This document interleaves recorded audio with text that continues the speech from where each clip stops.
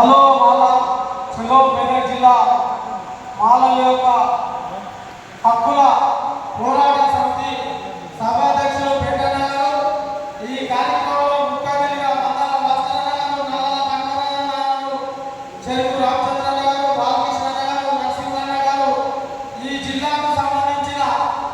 మాల ప్రజాప్రతినిధులు, మాల ఉద్యమకారులందరికీ జైలు తెలియజేస్తూ మనందరం ఈ రాష్ట్రంలో ఈ జిల్లాలో ఎంతమంది ఉన్నామో మన బలహీనతో మన బలహీనతతో తెలుసుకొని కేంద్ర రాష్ట్ర ప్రభుత్వాలు మన 29 రాష్ట్రాలలో తెలంగాణ రాష్ట్రంలోనే